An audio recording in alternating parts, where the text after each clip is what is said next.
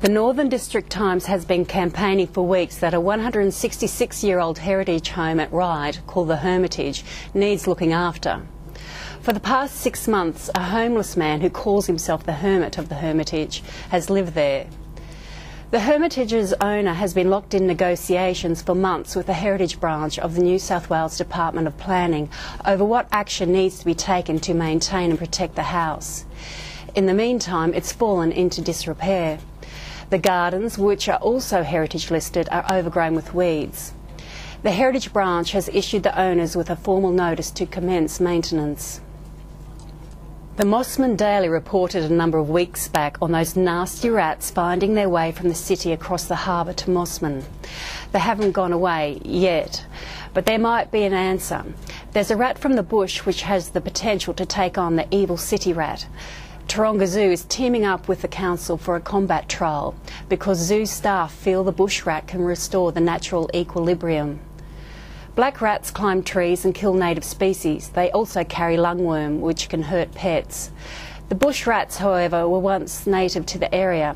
They don't climb trees, only eat vegetation and bugs, and don't carry the same diseases. University of New South Wales experts say if the bush rat marks out its territory, the black rat will disappear. If the zoo trial is successful, it will mean Mossman will be Australia's first residential area to use the scheme. The trial is expected to take about 12 months, but is dependent on funding. People in St Peters will be well aware of the story of May Lane. 8 years ago, it was home to bag snatchers and drug addicts, and consequently littered with needles. Enter Toogie Balog, who owns Graphic Art Mount on the corner of the lane.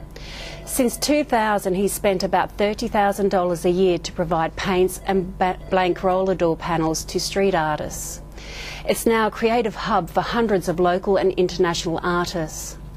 Now, art collected over the years is set for a national tour, kicking off at Bathurst Regional Art Gallery in 2010. Marrickville Council is also thinking about including May Lane in its public art asset register. There have been 6,000 cases of whooping cough in New South Wales this year, double last year's figure. But apparently it's part of a 3-year cycle.